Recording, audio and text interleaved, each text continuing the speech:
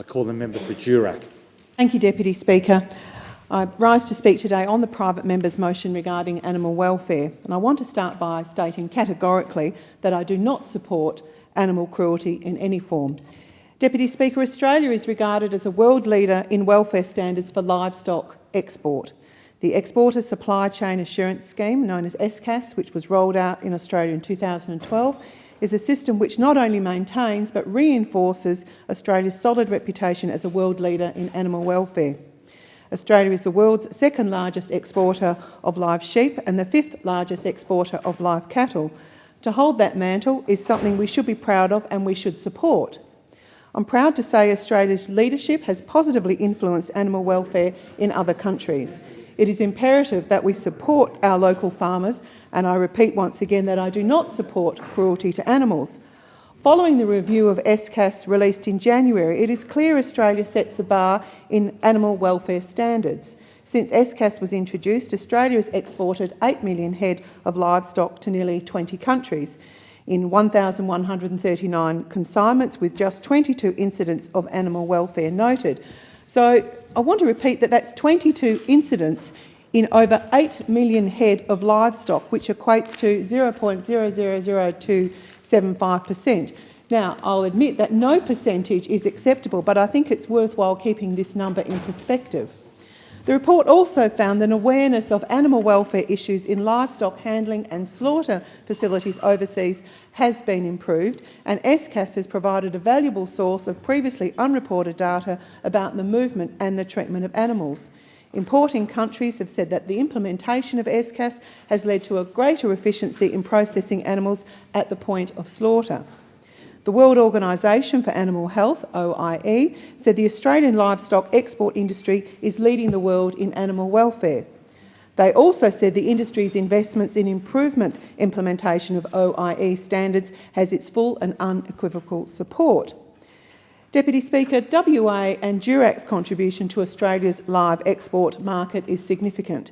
Last year, WA made up a whopping 84% of Australia's sheep exported, and of that a large proportion were from Durack.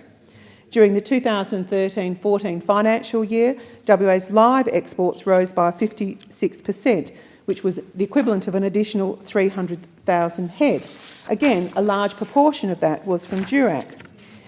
Deputy Speaker, I'm not convinced that appointing an independent Inspector General of Animal Welfare and live animal export is going to help farmers or the industries, as was proposed by this private member motion.